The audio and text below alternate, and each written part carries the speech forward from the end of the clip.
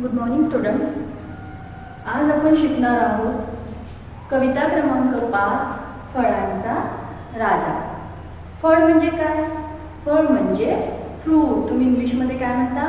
Fruit. आणि राजाला काय म्हणता? किंग.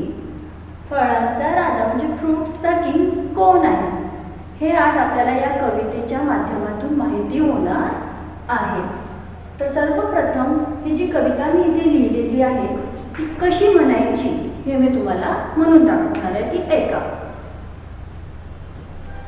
नाशिकची द्राक्ष गोडच गोड, गोडच गोड, नागपूरच्या संत्र्याची छानदार फोड, नागपूरच्या संत्र्याची छानदार फोड, वसईच्या केळ्यांचा मोठा मान, वसईच्या केळ्यांचा मोठा मान, केळ्याचं शिखरण लागतं छान, केळ्याचं शिखरण लागतं छान, पनवेलचे कलिंगड लालच लाल, पनवेलचे कलिंगड लालच लाल, खाऊन पाहाल तर खुशच व्हाल, खाऊन पाहाल तर खुशच व्हाल, अहमदाबादची बोर हिरवीगार, अहमदाबादची बोर हिरवीगार, खावीशी वाटतात फार फार, खावीशी वाटतात फार फार, पुरेत गप्पा तुम्ही थांबा, पुरेत गप्पा तुम्ही थांबा, फळांचा राजा मी आंबा, फळांचा राजा मी आंबा. तर मुलांनो बघितलं, कवितेच्या माध्यमातून आपल्याला समजलं की फळांचा राजा कोण आहे? आंबा. तर अशा पद्धतीने आपल्याला ही कविता सुरामध्ये म्हणायची आहे. आता बघा, आपल्या कवितेमध्ये विविध फळांची नावे आलेली आहेत. दिसत आहे तुम्हाला?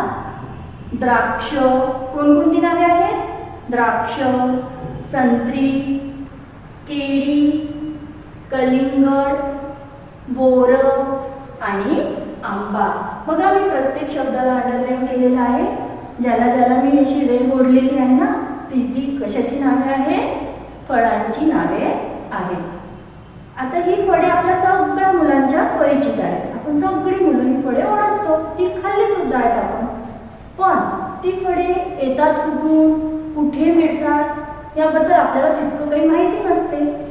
तर आपल्याला ते या कवितेच्या माध्यमातून बघायचं आहे की ही फळे जास्तीत जास्त प्रमाणात कुठे मिळतात. पहिलं बघा, नाशिकची द्राक्ष गोडच गोड. द्राक्ष कुठून मिळतात? नाशिक शहरामध्ये जास्तीत जास्त द्राक्षांचं उत्पन्न होते. उत्पन्न म्हणजे त्याचं पीक. नाशिकची द्राक्ष कशी असतात? गोडच गोड.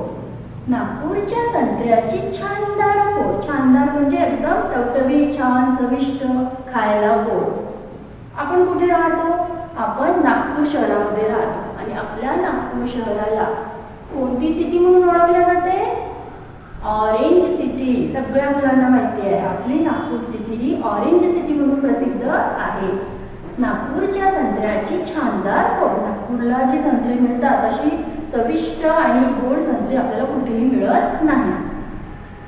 वसईच्या केळ्यांचा मोठा मान. मान म्हणजे सगळ्या फळांमध्ये जितली पण केळी आपल्याला मिळतात त्यामध्ये वसईची केळी ही छान चविष्ट आणि गोड असतात. केळ्यांचं शिखरण लागतं छान.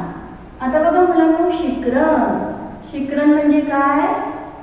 तर शिखरण म्हणजे साखर, दूध आणि केळी या 3 पदार्थ मिळून तयार केलेला एक गोड पदार्थ, स्वीट डिश, त्याचं नाव आहे शिखरण. आणि ते कशापासून तयार केलं जातं? ते केळ्यांपासून तयार केलं जातं. वसईच्या केळ्यांचा मोठा मान, केळ्यांचं शिखरण लागतं छान. म्हणजे वसईला जी केळं मिळतात ते अगदी चविष्ट असतात आणि त्यापासून तयार केलेलं शिखरण अगदी छान चवदार लागतं. तिसरा कडवा बघा, पनवेलचे कलिंगड लालच लाल. कलिंगड कुठले प्रसिद्ध आहे? पनवेल. कलिंगड म्हणजे आपण त्याला दुसरा शब्द कोणता म्हणतो? टरबूज. इंग्रजीमध्ये वॉटरमेलन. तर पनवेलचे कलिंगड कसे असते? लालच लाल. खाऊन पाहाल तर खुशच व्हाल. पनवेल या ठिकाणचे कलिंगड जर तुम्ही खाऊन बघाल तर अगदी खुश होऊन जाणार, असं कवितेमध्ये आपल्याला सांगत आहे. नंतर बघा मुलांनो, अहमदाबादची बोर हिरवीगार. बोर हे फळ माहिती आहे ना सगळ्यांना? छोटसही असते, थोडं मोठं पण असते. अहमदाबादची कुठली बोरं प्रसिद्ध आहे? कुठे जास्तीत जास्त त्याचं उत्पन्न होतं? अहमदाबाद या शहरामधली बोरं किंवा त्याच्या आजूबाजूची जी शहर गाव आहे तिथली बोरं प्रसिद्ध आहे. खावीशी वाटतात फार फार. अहमदाबादची बोरं हिरवीगार, खावीशी वाटतात फार फार.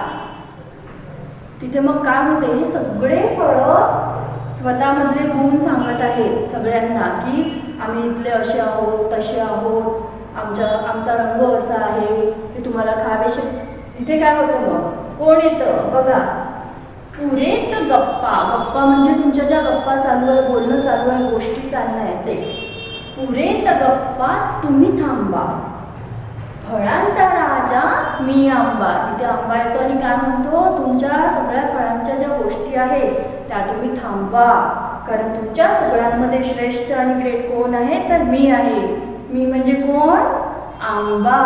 असा हा आंबा सगळ्या फळांना ठणकावून सांगत आहे. तर अशी आहे ही आपली कविता, फळांचा राजा. आणि आंबा हा फळ सगळ्याच लहान मुलांच्या आवडीचा फळ असतो की नाही? तर अशी ही कविता. आता आपण जी कविता बघितली त्यामध्ये बघा काही कठीण शब्द आलेले आहेत, जी फळांची नावे आलेली आहेत ती कोणकोणती ती मी इथे लिहून घेतलेली आहे. तर मुलांनो, तुम्हाला आता काय करायचं आहे? जो एक शब्द मी लिहिला त्यापासून एक वाक्य मी तुम्हाला इथे तयार करून सांगणार आहे. आणि घरी तुम्हाला काय करायचं? त्या शब्दाला घेऊन वेगवेगळी 2 वाक्ये तुमच्या कॉपीमध्ये तयार करायची आहेत. पहिला शब्द बघा, द्राक्ष म्हणजेच अंगूर सुद्धा ज्याला आपण म्हणतो. हा शब्द जो मी घेतला आहे तो शब्द आपल्या वाक्यामध्ये यायला हवा. पहिलं वाक्य बघा, मला द्राक्ष फार आवडतात. मी लिहिलेला कठीण शब्द आपल्या वाक्यामध्ये आलेला आहे. अशाच प्रकारचे 2 वाक्य तुम्ही घरी स्वतःच्या मताने तयार करायचे आहे. दुसरं बघा, दुसरा फळ कोणता होता? संत्री. नागपूरची संत्री प्रसिद्ध आहे. मी जो वाक्य लिहिला तो तुम्ही लिहायचा नाही. त्या व्यतिरिक्त दुसरे 2 वाक्य तुम्हाला तयार करायची आहेत, ज्यामध्ये हा कठीण लिहिलेला शब्द तुम्हाला त्यामध्ये घालायचा आहे. केळी. माकडांना केळी फार आवडतात. चौथा आहे कलिंगड. आज मी लाल कलिंगड खाल्ले. आला हा शब्द अशा प्रकारे. नंतर आहे बोरं. माझ्या ताईला बोरं फार आवडतात. तुम्ही आणखी काही तयार करू शकता की मी आज खूप बोरं खाल्ली, मला बोरं फार आवडतात, असे काहीही वाक्य तुम्ही तयार करू शकता तुमच्या मताने. नंतर आहे आंबा. आंबा हा फळांचा राजा आहे.